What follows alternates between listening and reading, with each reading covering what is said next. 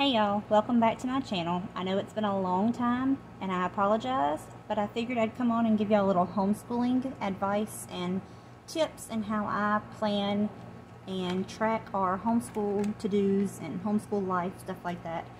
If you're new here, welcome. My name is Amy. Today, I'm going to show you my homemade homeschool planner. It's just laminated paper inside of a binding, and I have a binding machine and a laminator and everything, and I use that to make this planner. My very first year of homeschooling, I used Happy Planner, the teacher edition, and I loved it. I love everything about Happy Planner, but for some reason I just couldn't get it exactly the way I wanted it. Now Happy Planner is awesome because it has the disc that you can just pull the pages out and add to as you need. And this video is not sponsored in no way by Happy Planner, by no means. And I loved Happy Planner because, like I said, it would come with the basic pages that you needed, but there was some scheduling and stuff like that that I needed to add in, so I could just simply punch the disc holes and add it to the disc, and I was done with it. But I'm going on my 4th year of homeschooling, and this is my 3rd year of using the homemade planner just like this, and it has worked wonders for me. I print out our list and schedules and stuff like that to use, planner pages, and just add it all into my binding, right in my binding coil with my binding machine. And this is going to be the 3rd year using it, and it has worked wonders for me, and it's what works best for our family. So today I'm going to go through my homeschool planner and just kind of show you exactly what I have inside of it and how I kind of keep track and how I schedule what days we'll school and what days we'll be off and things like that. So if you're interested in that, then keep watching. Alright, so for the cover, these are actually paper bags that I use for my small business. I did the front and the back, but I just took a bag and laminated it because I just love the leopard print. Now it is a little bit flimsy, so I'll probably end up going back and laminating one more time just to make it thicker. And then I just used my computer and typed up our school name and the year. Okay, and for my first divider, I just used cardstock paper. I haven't decided if I'm going to go and put in the tabs on the sides or not. The past few years I have not, and it worked just fine. But I still haven't decided on that. But I'm going to skip this page here because that is our letter of intent, our registration acceptance letter for homeschool. It's got our address and stuff on it, so I'm going to skip that page. And here I have our Louisiana grading scale and the basics of how to grade, just so that I can kind of go back and with homeschooling, we don't actually grade all the papers and the tests and stuff like that. Freedom of homeschooling. But my kids do like to kind of know, especially like on spelling tests and stuff like that, if they passed, if they failed, what they make, if they made an A, you know, or whatever. So this just helps me keep track of that when we need to use it. And then I have a year at a glance calendar. This is just one I printed off of Pinterest, and I just found what looked the best for me. It was actually in color, but the printer that I used, my Canon printer, only prints black ink, which is fine for me because it's my planner. No one else is really going to see it except for y'all looking at it on here. So the black and white just works for me, and that way I can add color with highlighters and pens, whatever I need to do on that page. This is a page that I created, actually just created today, and each column is a month. Okay, and then the dark gray spots are the weekends, and then the blacked out spots are the days that there is no day that day. Like in September there's only 30 days, so I just marked that one out because there's 31 in some other months.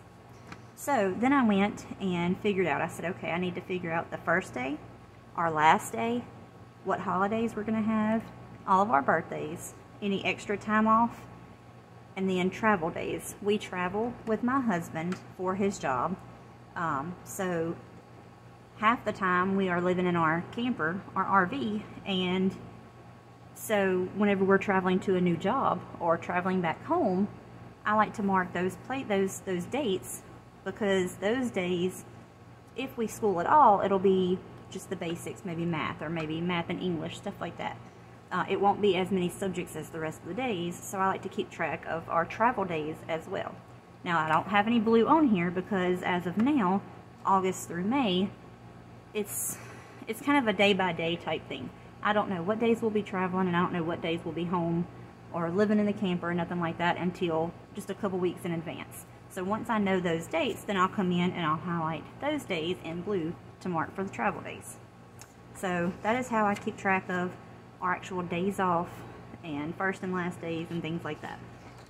Now here is our actual schedule, our calendar of what days we'll be schooling and what days we won't be. Now I have, usually I like to, every couple weeks, I'll try to take one day off. If I see that we're going 5 or 6 weeks in a row, there's no holidays, there's no days off, no birthdays, nothing like that, then I will schedule a day in on either a Friday or a Monday to take off, because I don't want to get burnt out. I don't want my kids to be burnt out. Again, the freedom of homeschooling. Another great thing about homeschooling is we take off on our birthdays. Both of my kids' birthdays, my husband's birthday, and my birthday. We take off for those days because we can. And we are able to schedule around those to where we still are in school enough days out of the year. Alright, so that is that section. The next section is, this right here is the reason why I may end up putting tabs on these dividers. Our daily lessons time schedule. Now, I will go ahead and say we do not follow any kind of routine, any kind of schedule, nothing like that. This is basically just telling me how much time I have allotted for each subject. Now, these also are not in order.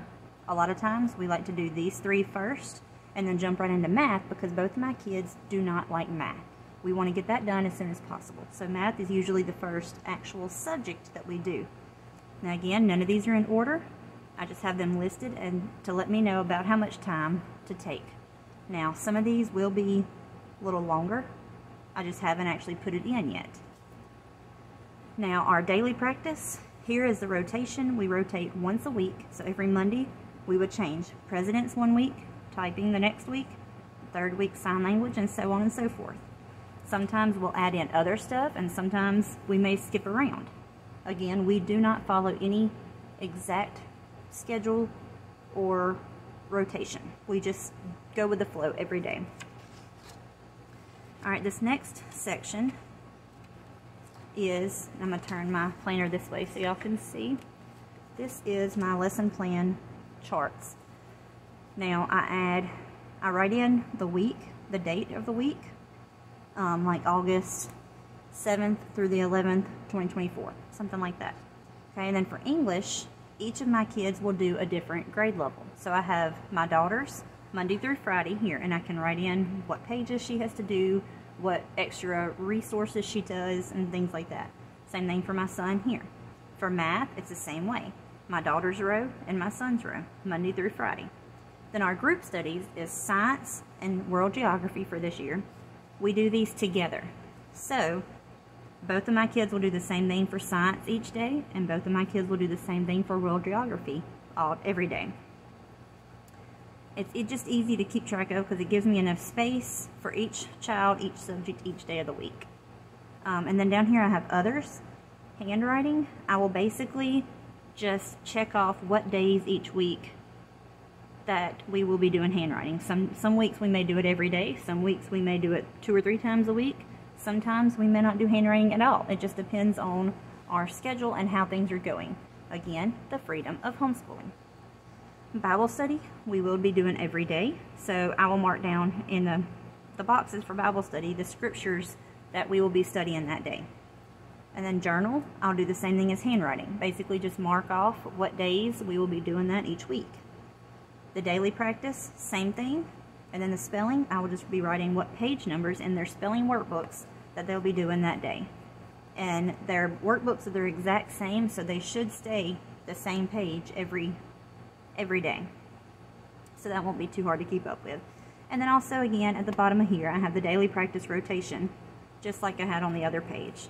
And I printed these front and back, and that makes enough for the entire year. So I'm going to turn it back this way. Alright, and then this section is our student and teacher passwords. Now my kids in their planners have their own student password tracker. But this I like to keep up with because, like my kids for typing, their typing website, I'll have to keep up with their username and passwords. But then I also have stuff, say Teachers Pay Teachers. I have a username and password for that I need to keep track of, and things like that. So it helps keep them all in one place if for any reason their planners get lost or anything like that. Alright, and then this section is our journal topics. I found, probably a year or so ago, plenty of journal topics. As you can see, pages full of journal topics to use so that every morning whenever we do our journals, we're not scrounging around trying to figure out, okay, what's going to be the topic today? What can I tell them to write about today? I can come on here and simply find one, check it off, or highlight it, and I know that we've already used that one for the year. Now, there's, I want to say, more than enough for the year, so, or it might be right at enough for the year, I'm not sure, but anyways, I shouldn't have to plan out journal topics for a long time. And it just helps.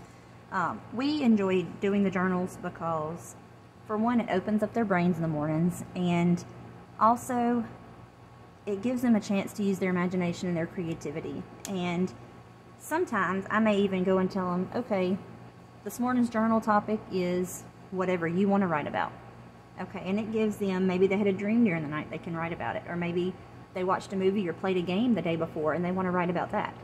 Anything to get their brains working and their imagination going is a plus. So we love journals. And then I have an extra divider page here in case I need to add anything else in. But other than that, that is it in my 2023-2024 homeschooling planner. And I hope this gives you some inspiration if you're wanting to create your own homeschool planner. And if it does, be sure to give this video a thumbs up and click subscribe so that you don't miss any of our next videos. And we will see you guys in the next one. Thanks for watching.